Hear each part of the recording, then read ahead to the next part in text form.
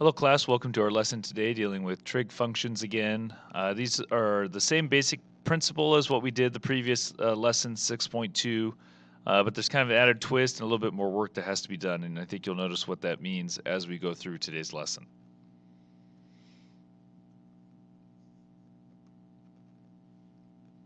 Okay, for the first question, what you'll notice here is it says 2 cosine of x over 2 equals 1. Now in section 6.2, everything was just cosine of like x. So what's the big difference here is that there's something else going on inside the trig function. But for you should just ignore that until the very last moment. So the first thing you should do is to divide by 2 on both sides to get x by itself, essentially, or the cosine of x by itself. And then this is a 0 to 2 pi question, which probably means it's an exact value, 30, 60, 90, 45, 45, 90. Everything will have to be in radians at the end, but we'll work in degrees because that's what most students find most success with. And so really what I'm trying to find is when does cosine equal 1/2? Well, if it's 1/2, that's adjacent over a hypotenuse, and that corresponds to a 60-degree angle in this corner. Once you find that answer, though, it's x over 2 equals that number, not just x equals that number. So you find your answers normally. Okay, the answer should be in quadrant 1, so that'd be 60 degrees. And then if your reference angle is 60, the second answer would be 360 minus 60, which would be 300. So those would be your two answers that you would have plugged in section 6.2. Well, now it's just solve an equation. So to get rid of divide by 2, I'd multiply by 2. So I multiplied both of those answers by 2. Now, since the interval is 0 to 2 pi, that's 0 to 360 degrees, even though these are both answers, the only answer they want is the one that's between 0 and 360, and then make that radians by multiplying by pi over 180, or knowing that it's 260s, and then it's 2 pi over 3 as a final answer. The 600-degree angle is an answer to the question. It's just not in the interval 0 to 2 pi. Okay, the next one's the same way, so we ignore the 2x. We don't deal with that until the last moment. Look for 2 pi over 3. That's the opposite of kind of what we did last time, so that means the root 3 and 1 switch places, so your reference angle is a 30-degree angle. Now I do everything the same to start with. Okay, first answer is in quadrant 1, 30 degrees. Second answer is 360 minus 30, which is 330. In this case, though, if there's a coefficient that's not a fraction or decimal, if it's a whole number, and you have to divide by it to find the answer, there's going to be more answers that you have to find. So one note you might want to make to yourself is the difference between this one. Notice it's 2x, and this one was x over 2. This one's either going to have the same amount of answers or less answers. This one's going to have more answers. And it's always going to be 2 times whatever this number is. So if this was an 8 right here, which I don't plan to ask you if there was an 8 there, or if there was a 10 there, because if there was 8 here, there would be 16 answers. If there was a 10 there, there would be 20 answers. If there's 3 there, it would be 6 answers. And since there's a 2 there, there's 4 answers that you're going to have to find. All right, so let's go through how we find these 4 answers. The first 2 are easy. One time around the circle, 30 degrees is the reference, so 30 is one of the answers, 330 is another answer. Then I divide them by 2 and I get 15 and 165. Okay, I can make those radians by multiplying by pi over 180.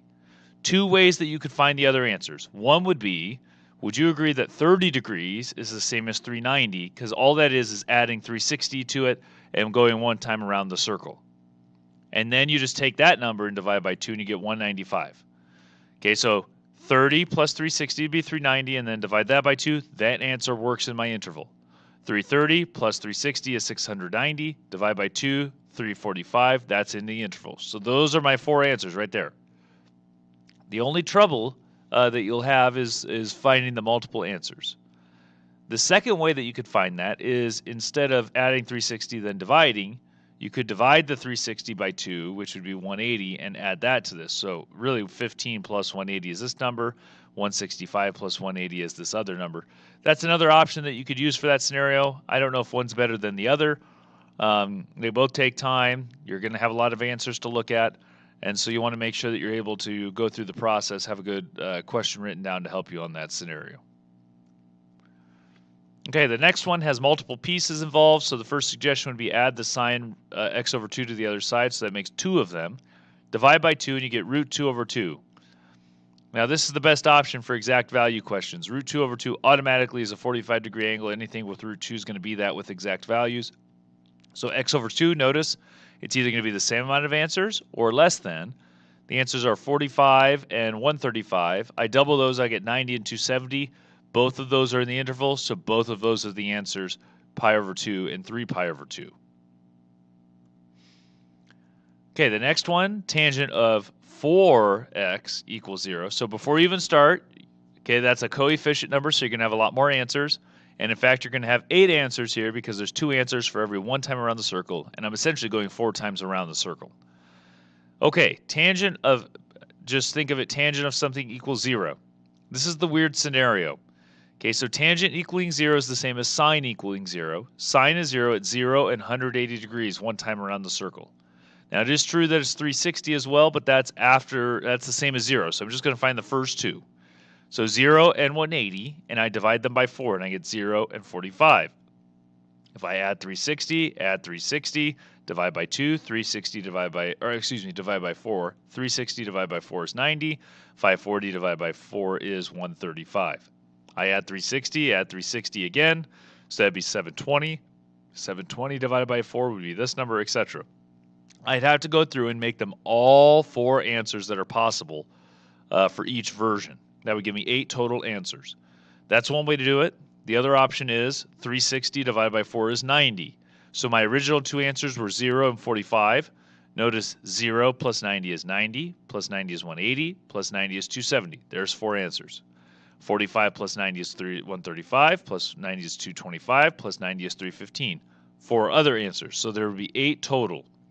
This takes a decent amount of time to get used to and to understand, so you want to make sure that you take your time in terms of finding all those solutions. I know it can be frustrating at times to find all those pieces, but just think taking the original answers that you would have got, just like section 6.2, and then add 360, divide by the number, add 360 again, divide by the number, okay, and you can find it that way. Some students find success if they write out all the versions first. So they're going to write 0, then 180, 360, 540, etc.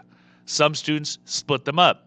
They're going to do all the pieces with 0 degrees. So they're going to write 0, 180, 0, 360, 720, etc. And then 180 plus 360 plus 360 plus 360, and then separate them out that way.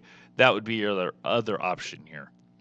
It's also important to make sure you realize that this is 0 to 2 pi, which means my answer has to be in radians. And so you have to make sure you're in radians, not degrees, in your final answers. It's going to take a while to plug all those in as you're looking at those scenarios. Have a good day, everyone.